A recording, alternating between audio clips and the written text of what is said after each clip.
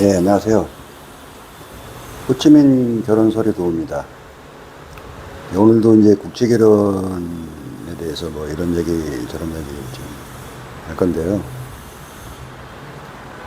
아직까지도 뭐 댓글을 달아서 뭐 궁금한 거 물어보시는 분들이 안 계시는데, 언제든 궁금한 거 있으면 좀 댓글을 달아주세요. 그리고 구독과 좋아요도 좀 꼭 좀 눌러주시면 고맙겠습니다.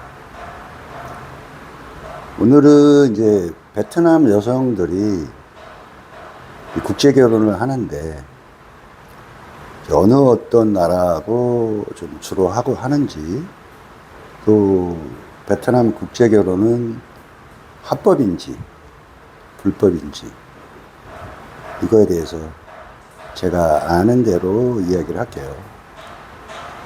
베트남 여성들은 오래전부터 한국과 대만 남자한테 그 시집을 많이 갔어요.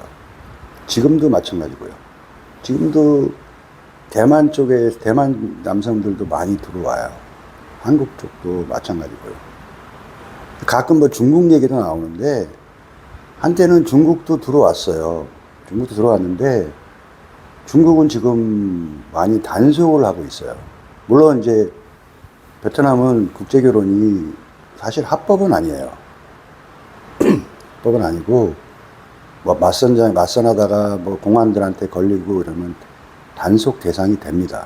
근데 그냥 뭐 암암리에 그냥 모른 채 하는 경우가 많고, 그런데 중국 같은 경우는 제가 이제 들은 얘기인데, 와서 지참금이나 이런 거를 많이 줘요.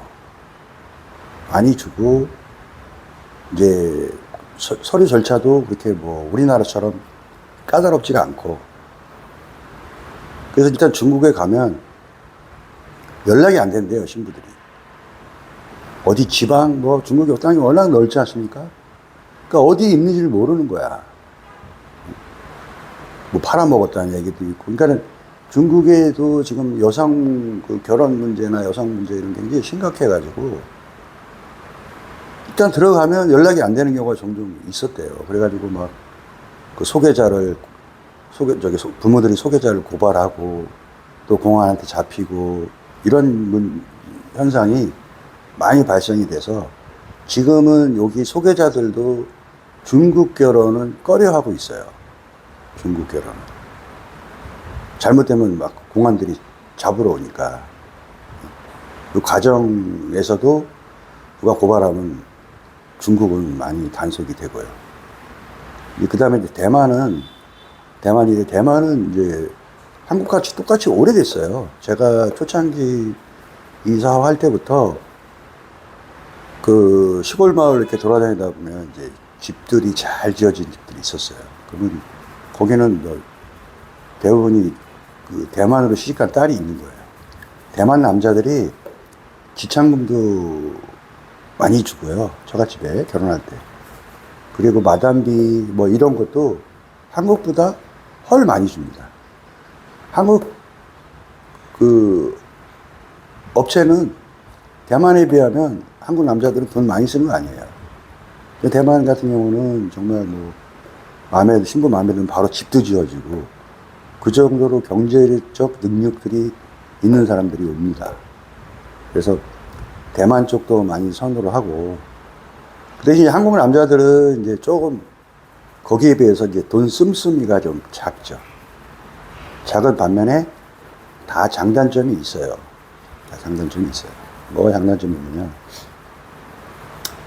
지금 국제 결혼은 옛날하고 많이 틀립니다. 틀려져서, 그전에는 여기 신부들이 뭐 한국으로 시집 가면 우리 집 도와줘서 월 얼마씩 생활비를 좀 보내줘야 되고, 또 동생도 학교도 가야 되고, 뭐 이런 심적인 부담을 많이 안았죠. 그런 게 많았죠. 근데 이제 지금 같은 경우는 우리나라 그 비자 제도가 많이 좋아졌어요. 부모들에 대한 비자 제도가. 그래서 신부가 한국에 들어가서 임신만 해도 3년짜리, 부모들이 3년짜리 비자를 받을 수가 있어요. 임신만 해도. 그래서 부모들이 이제 한국에 가서, 물론 이제 일하는 건 불법이지만, 그래도 우리 농촌의 일손이나 이런 게 굉장히 부족하잖아요. 그러니까 이제 신부들이 어리다 보니까 부모들도 나이가 어려요. 그러니까 일할 수 있는 충분한 나이가 되는 거죠. 그러면 들어가서 대부분이 그동안에 못 버텨서 오는 부모들도 있지만 거의 다 그래도 2년, 3년씩 돈을 벌어서 고향에 와서 집도 짓고 또 빚도 갚고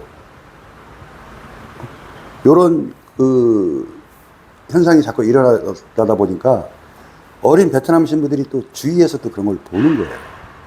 보기 때문에 나도 결혼할 나이가 되면 저 언니처럼, 그 언니가 가끔 이제 한국에 오면은 애기 안고 이렇게 오고 선물 가득 싸고 하면 그게 어떻게 보면 부러운 거죠.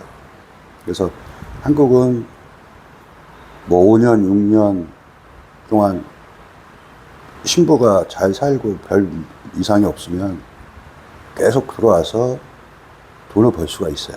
근데 대만 같은 경우는 처음에 결혼할 당시에 지참금이나 이런 건 많이 주지만 대만은 땅이 적어서 일할 데가 그렇게 많지가 않대요. 제가 들은 얘기는 그래요.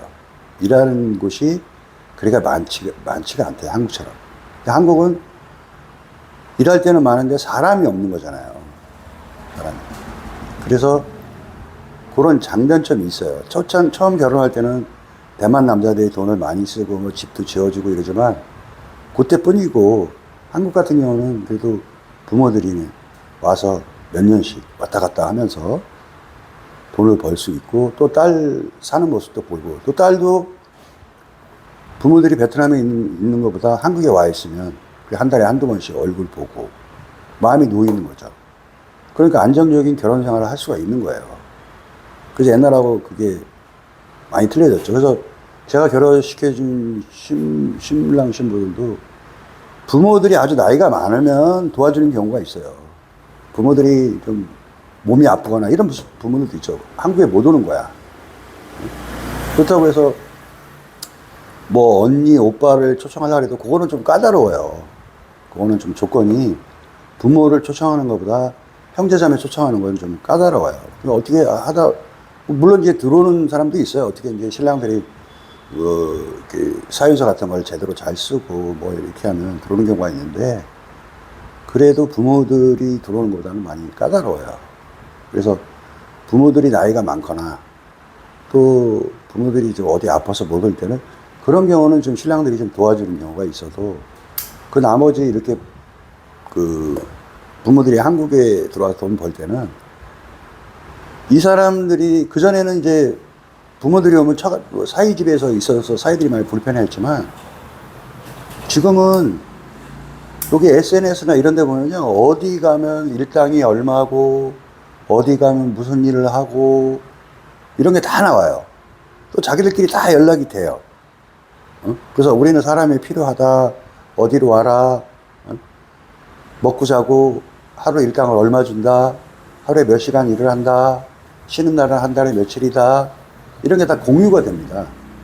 그래서 처음에 신랑이 한번 초청만 해주면 그다음부터는 자기들이 알아서 해요. 대부분이 지방에 가서 이제 그 일들을 하는 거죠.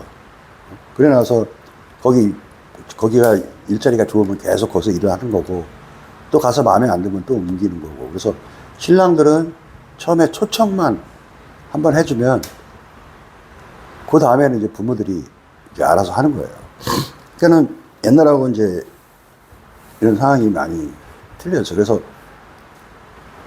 지금은 제가 느끼는 국제 결혼은 정말 신랑들도 그렇고 욕심 안 내고 정말 착하고 정말 너무 외모를 따지지 않고, 그렇다고 전혀 안 따지는 건 아니지만 어느 정도 괜찮은 아가씨, 신부감을 선택해서 맞춰가면서 살면 별 문제가 없을 것 같아요. 근데 지금도 저희가 이렇게 하다 보면 너무 외모 위주로 보는 신랑들이 있어요. 그런 신랑들은 항상 보면 뒤끝이 안 좋더라고요. 제가 봤을 때. 그래서 일단은 자기한테 편한 여성, 또 한국에 가서 정말 그 행복하게 잘 살 수 있는 여성, 이런 여성을 위주로 이제 그 선택하셔서 결혼하시면 나중에 이제 이런 뭐 걱정, 뭐 신부가 집을 나가지 않을까, 뭐 이런 거는 많이 줄어들었어요. 또 제가 결혼시킨 신랑 신부들도 다들 잘 살고, 또 요즘은 그것 때문에 바로바로 또 임신들을 많이 해요. 그전에는 뭐 한국에 가면 1년 있다 임신하고 2년 있다 임신하는데, 임신이 아예 안 되는 사람도 있지만 거의 다 임신들을 하더라고요. 그래서 제가 결혼시킨 그 신부들은 들어가서 뭐 얼마 있다가 부모들 초청하고 왔다 갔다 하면서 돈 벌고 그런 경우가 많아요. 그래서 지금 베트남은 한국, 대만, 중국은 좀 이렇게 막 붐이 일어났다가 돈을 많이 줬거든요. 지금은 이제 죽어 있는 상태고 거의 한국과 대만입니다. 한국과 대만. 그래서 어떤 마담은 한국 신랑도 하고 대만 신랑도 같이 그 일을 하는 신랑도 있고 그래요. 그래서 하여튼 국제 결혼은 옛날하고 많이 틀려져서, 옛날에는 신랑들 뭐 직업도 안 좋았고 뭐 농사 짓고 또 뭐 월급도 제대로 못 받고 이런 사람들이 많이 있었지만, 지금은 이제 법적으로 그거를 많이 검토를 하니까 많이 좋아졌어요. 많이 좋아졌어요. 그 신부들 마인드도 옛날하고 많이 틀렸어요. 이제 한국 가도 우리 신랑하고 잘 살면 이렇게 행복해질 수 있구나, 이런 걸 주위에서 보니까요. 옛날에는 보면은 한국에 가면은 시골에 처박혀서 맨날 집에도 못 나가게 하고 이제 그런 게 막 소문이 돈단 말이에요. 근데 요즘은 그런 거 없잖아요. 요즘은 같이 시부모하고 같이 잘 살지도 않고 딱 단둘이만 사니까 그런 행복한 모습이 자꾸 이제 귀에 들어오고 눈에 띄는 거죠. 그래서 여기서 본인만 와서 좋은 여성 잘 선택해서 한국에 들어가면 정말 이 여성이 나의 사랑스러운 신부다, 진짜 행복하게 해줘야 되겠다, 이런 마음을 갖고 살면 별 이상은 없이 잘 살다고 저는 봅니다. 그래서 그냥 이거 시청하시는 분들은 구독 좀 많이 눌러주시고요. 제가 지난번에 말했지만 이제 50명이 넘으면 라이브로 할 수가 있어요. 그래서 이 사무실에서 라이브 방송을 하면서 그때는 이제 즉석으로 궁금한 거 제가 알려드리고, 뭐 또 베트남에 또 오시는 분이 있으면 여기 공항 근처니까 한번 방문도 해주시면 좋고요. 그래서 구독 한번, 좋아요 꼭 눌러주시면 고맙겠습니다. 호치민 결혼 서류 도움이었습니다. 감사합니다.